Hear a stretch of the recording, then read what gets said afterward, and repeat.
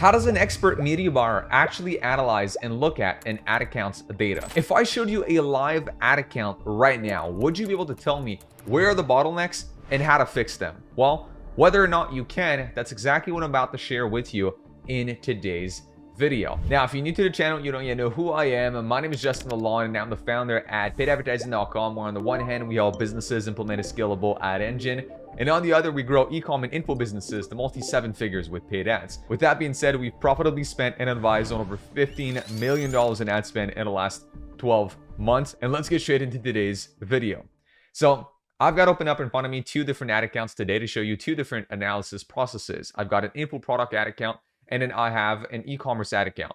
So this info product ad account is going to help me talk about lead generation optimization. So that is for info product businesses, ad agencies, anybody who's like in the B2B space, or all in all, even local businesses. So if you're someone who generate leads and needs to generate sales opportunities to have more money. So what I mean by sales opportunity, I'm going to talk about a call, an in-person meeting, any sort of like meeting-based selling. This is going to be relevant for you.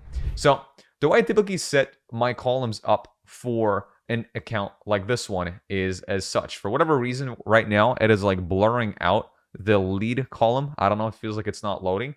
But if I look over the last 30 days right here, what I usually do is this. So I'm going to set up reach, then CPM, then link clicks, click-through rate, all outbound click-through rate. That is if you're sending traffic to a landing page.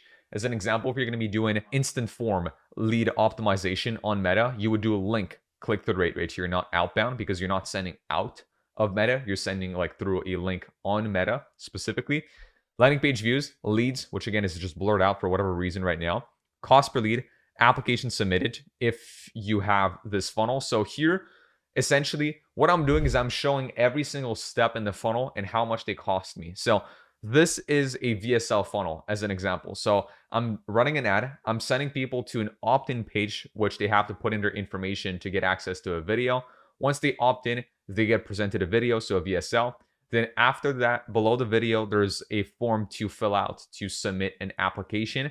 And once people have submitted the application, and if they're qualified, they get redirected to a calendar page to book a call. And once they do, then they finally get redirected to a thank you page, which is somewhat irrelevant for data tracking right here, as I've set up my entire tracking utilizing, in this case, Go High Levels, workflows, and automations to send data back to my Facebook's conversion API.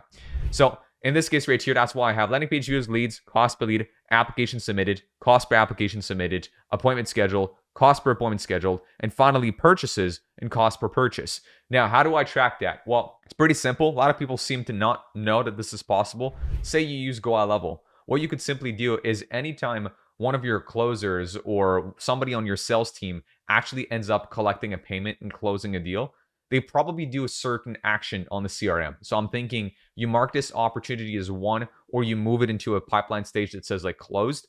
Well, you can use that with an automation or a workflow on GHL to trigger an event that sends back a purchase event to Meta, which is what we do exactly in this case. So now let's go back to analyzing those metrics. Well, first and foremost, we always need to start by the absolute end, meaning I could not care less about what my click-through rate is, what my cost per lead is, what any of my costs are, regardless of what my CAC or cost per purchase is. So in this example right here, well, let's take which campaign has the lowest CAC. Well, we have this one right here at the bottom, which does. And then we have this one right here, which also has, or this one, sorry, I should say, which has the lowest CAC. So our top three lowest CAC campaigns are those three, which are the only three campaigns that have a below $1,000 cost per purchase. So let's take a look at something pretty interesting, which is always kind of what I like to do in these cases. It's like, oh, I'm just going to take one of those campaigns, or perhaps these two here. I'm going to disregard the one at the bottom because he barely spent any money. We did kill this one quite early because we had some trouble with tracking on that one. So anyways, we ended up keeping other campaigns that we have right here. So CAC, only campaigns below $1,000. And luckily, well, there are two of our highest spending campaigns in the last month. This one right here was also one of our top spenders and had, in this case, the third best CAC. So that being said, these two campaigns right here, right? Let's just take CAC, $900 and $800. Okay. Well, do they have the lowest cost per appointment of all campaigns? Not exactly. Funnily enough, this campaign right here, right, the one I just selected, this third one right here selected on my screen, has the lowest cost per appointment with $241 per call. But it doesn't have the lowest CAC. What does that mean? This probably means that the appointments scheduled by this campaign were either not showing up as much or they weren't as qualified, so they weren't closing as much. So this is kind of interesting. Let's go another level down. Cost per application.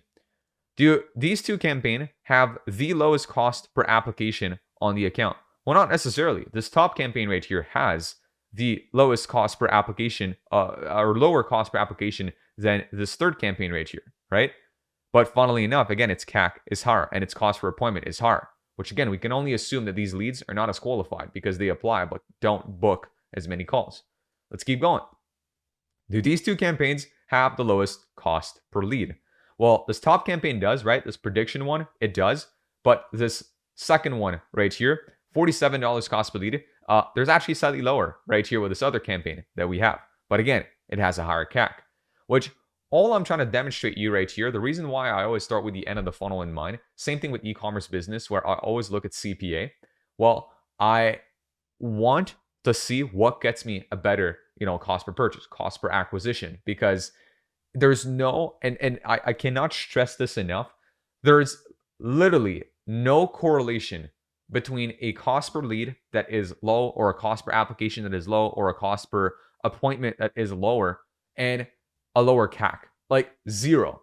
It is not a direct correlation. If you have a lower cost per lead, it doesn't mean you're going to have a lower CAC. Okay? We have campaigns that have a higher cost per lead, but a much lower CAC at the end of the day. And this is kind of the same reason why, let's say for e-commerce businesses, I always also tell people, like, I get asked plenty of times, hey, Justin, should I start a new, like, I've got this new ad account. It's a brand new business. Should I just run a campaign and start optimizing for, let's say, traffic or like link clicks? And then after that, go to add to carts and then go to checkouts and then go to purchase? Like, not really, because there's like no correlation between you optimizing for traffic and whatever this is going to end up, converting or not. Like, this is two completely different things. The people who click don't necessarily convert. And that's what we see right here. The people who become leads don't necessarily become purchasers. The people who apply don't necessarily end up making a purchase. The people who even book in a call don't all end up making a purchase. So optimize for purchases. So that's the first thing I'd say. Now, I'll go all the way at the front of the funnel right here and talk about usual click-through rate. Now, this is kind of funny because my personal usual KPI is I like to have 2 to 3% click-through rate all and 1 to 1.5% outbound click-through rate, which we're actually lower than these two metrics right here, which means we're sending less traffic than I would usually be comfortable with on an account. All that tells me right here is that, like, our ads to the amount of people we're currently showing them are not the most interesting. Like, we're reaching a lot of people who are not necessarily fully interested into the creative that we're showing them. So if my click-through rate is something that, like, say I want to optimize those ads metrics right here, it's like this is too high of a cost per lead as an example, or too high of a CPA for me to be comfortable with, then click-through rate is usually one of the first things I start looking into. It's like, how can I improve my ads? Now, granted, this is one of our ad accounts, which all ads running on this ad account are actually video ads. So then what I can do is look into hook rate and hold rate, which will tell me if I can improve my click-through rate. So I'm going to add a hook rate and hold rate right here and then go to the right. Here you go. Now I can see the problem happening with those ads. Our hook rate is very strong. I always try to have at least a 25% or more hook rate. That is the amount of people who are targeted by your ad, so reached, divided by your 3-second video views. Actually, the opposite. 3-second video views divided by the amount of reach that you have. So I always try to get, again, 25%. Here I have 45%, 42%, 57%, 61%, 45%. So our hook is amazing. It's like people are like stopping their scroll and watching the start of the video. They at least watch the first 3 seconds. A significant amount of people watch the first couple of seconds of the video. So that's great. But then take a look at this. This is where it gets kind of interesting. We have fairly short ads overall, usually less than a minute long. And I optimize usually, like, I want to have a 10 to 12% hold rate. This is the amount of people who actually stick through the entire ad. Now, why haven't I first looked into that at the start of the video? Well, the reason why I didn't look at that is because, again, this doesn't mean anything.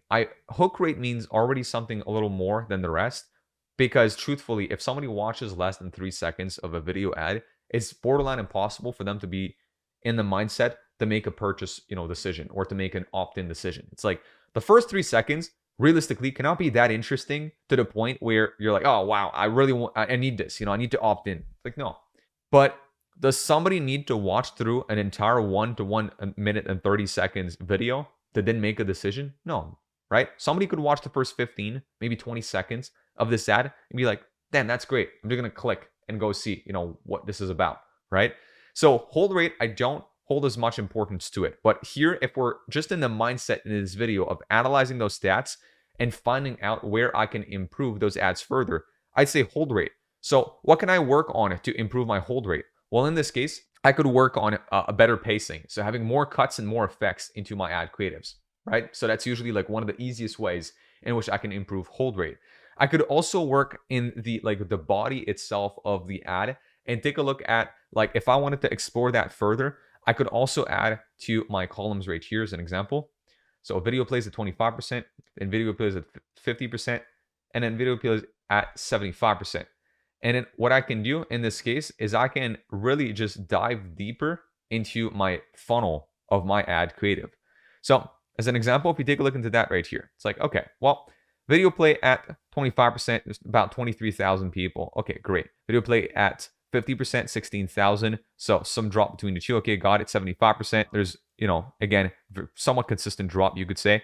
And then pretty steep drop for video play at 100%. So, okay, now what you want to find out essentially is where is the steepest drop between each of these steps.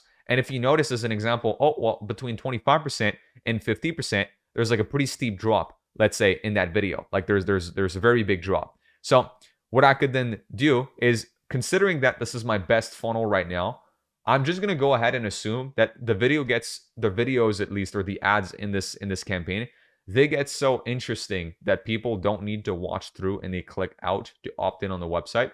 But again, in a mindset of wanting to improve this campaign, I could say, well, let me go back to the drawing board. Let me look at my top performing ads in this campaign. So if I was to open up this campaign right here and go to my ad sets right here, which have like all these, different DCTs, I'm like, okay, well, the ones getting the most spend is clearly these two. So got it. Now, especially this second one right here, DCT5, very steep drop between my 25% and 50% video play. Okay, so I'm losing half of my people right here. So something's happening between these two steps in my video. So let me go back with my editor. Let me look through the first quarter and the second quarter of the ad and then see how can I make it so that people stick past that second quarter and onto the third quarter of the ad. How can I, again, get this more engaging? Did I perhaps do less motion graphics? Was there less animations? Was there less cuts during this time of the ad? Like, I can then narrow in and create a new iteration from this current winning ad to further improve my results, as an example, okay? So with that being said, this is kind of usually how, especially like video creatives, how I would look into those. Now, I'm going to go quickly to the e-commerce side of things right here and start speaking about, what are some of the things that you might notice for an e-commerce business. So the way I usually set up my columns for an e-commerce business is going to look like what I have on screen. So very similar to earlier: reach, CPM, click-through rate, all, outbound, link clicks, landing page views, add to carts, checkouts, purchase conversion value, amount spent, ROAS, and conversion rate right here. So when I look into a funnel like this one, very same exact thing. I would look into my ROAS or my CPA at the end of the day. And if this is good, I can kind of disregard the rest, right? So as an example, if I take this campaign right here, which was a limited time campaign for Memorial Day, was our click-through rate the best? No. Was our ROAS great? Yeah. Do I need to care about the click-through rate? No. Why? Because my ROAS is great. That's it. It's literally hard metrics, which are lower in the funnel, are trumping everything else in the funnel. All this means to me is that I perhaps could have improved the creatives ever so slightly, or it could also mean on the opposite that I was reaching a somewhat narrow pool of individuals who the limited amount of people who clicked on those ads were super intentful and converting at a higher rate, which is exactly what you see right here. Our conversion rate on this campaign, it was 5.5%. So 5.5% of all the traffic that we sent to the website ended up making a purchase, okay? 5.5% of those landing page views ended up purchasing. So that's great. What this tells me is I was sending less people, right? But more intentful people. Great, right? That's it. It's really just, if there's one thing you got to remember here, is this. So ROAS, CPA, CAC, whatever it is, whatever your lowest funnel metric is that you can track, trumps everything else in your funnel. Now, let me keep going. And I'm going to go back for a second to my info product funnel that I have right here. You can also optimize based on your funnel stats from what you see right here. So something that I could, as an example, track is what is my opt-in rate? So right here, take this campaign as an example, okay? And I'm going to calculate that manually, although I could create a custom metric to calculate this. But I've got 415 leads divided by 4,735 landing page views, which means I only have an 8.7% opt-in rate, which therefore tells me my opt-in rate needs an improvement. Why? The average KPI in the lead gen space is about 15% opt-in rate. 15% of your traffic should opt in. So here this means that most people we're sending to the landing page, they don't find it interesting. They're bouncing out of the landing page. They don't even take action as soon as they get on the landing page. That's not good. So, okay, now this is something to consider. Now, the lead to application ratio, you might be asking now, why is this a little higher? Actually, we're finding that right now our applications are slightly over-reporting when it comes down to it. So this, disregard it. So what I'm going to do instead, I'm just going to go lead to appointment scheduled as of right here. Like, how many of our leads total end up booking an appointment? So let me take, again, this first campaign. So 56 appointments divided by 415 leads, which means 13% of all of my leads end up booking an appointment.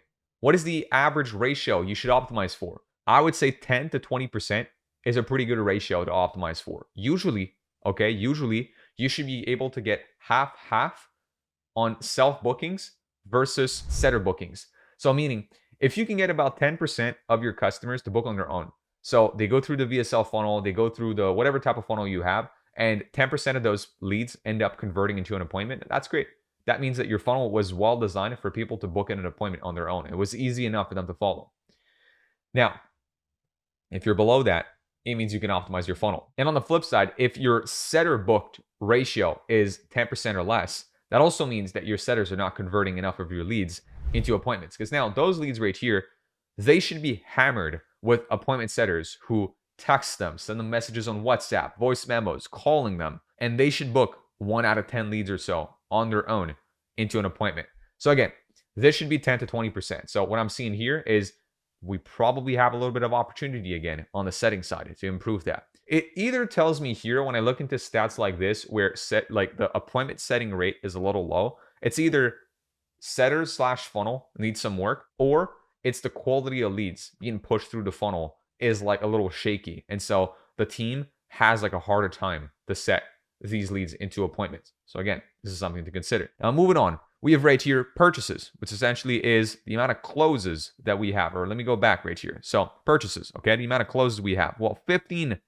purchases, okay? And I don't track calls that show up on the ads manager. I only track actual closes. So this is going to be like closing rate on total calls booked, 26.78%. It's amazing, okay? If you can get anywhere between 20 to 25% or more on cold traffic, you're doing great. You're doing a fantastic job. That means your closers are closing. You're doing great. Okay, so this is not an issue nor a bottleneck in this case. If this was an issue, if this was lower than this, it means your sales process needs some work. Let me head back to this e-commerce funnel now.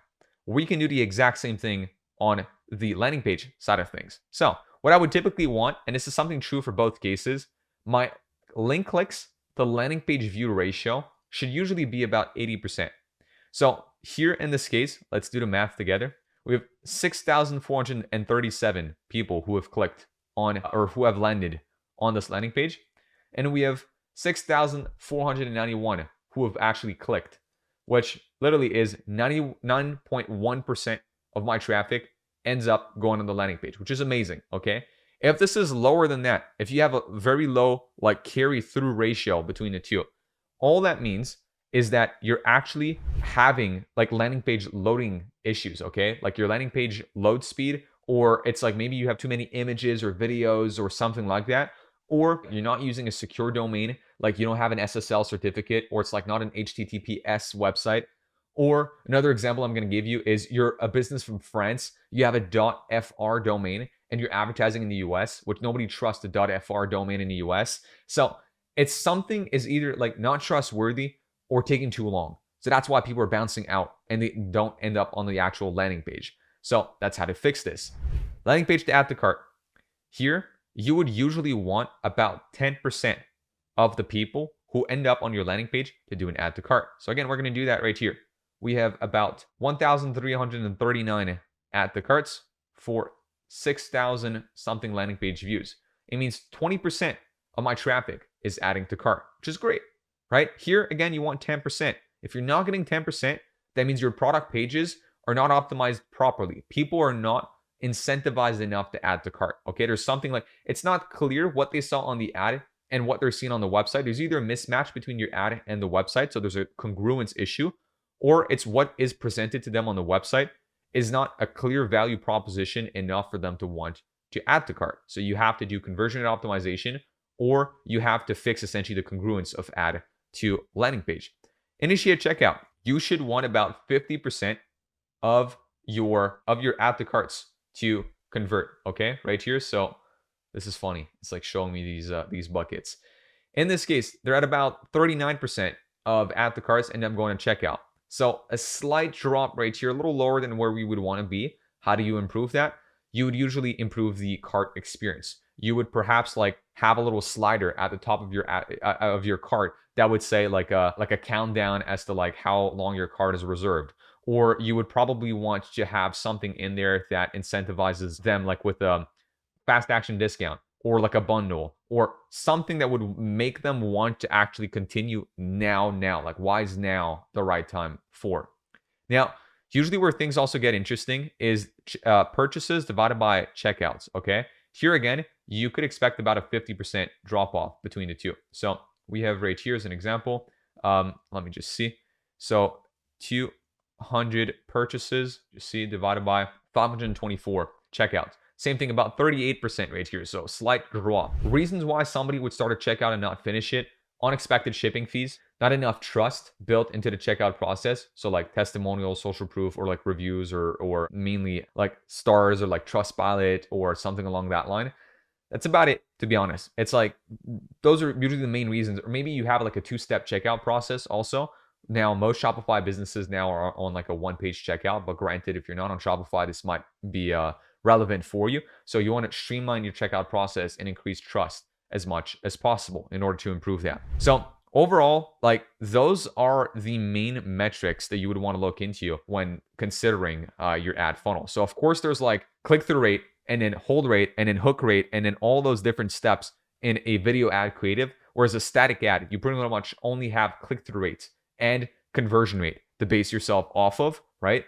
And then from there, it's a matter of like funnel optimization, looking into the website side of things and seeing, okay, well, if I can optimize the front end as much as I can through understanding like where do people drop off in my videos and whether or not they click, right? How do I then optimize the funnel itself? And this is kind of what I tried to share in today's video. Interestingly enough, some of the highest converting ads that we're seeing right now with the highest click-through rate and highest conversion rate of all are AI-made ad creatives. So ad creatives that are made with like UGC creators that don't even exist in real life. So I really recommend you check out this recent video of mine that will show you exactly how to create AI influencers and creators to integrate into your ad creatives. And it goes without saying, if you want to work one-on-one with me to have me review your paid ads, offers, funnels, name it, check out a link down below and join our ad engine one-on-one inner circle, or apply to work with our paid ad agency at paidadvertising.com. Again, the two links are going to be down below, and I'll see you in the next video. Peace.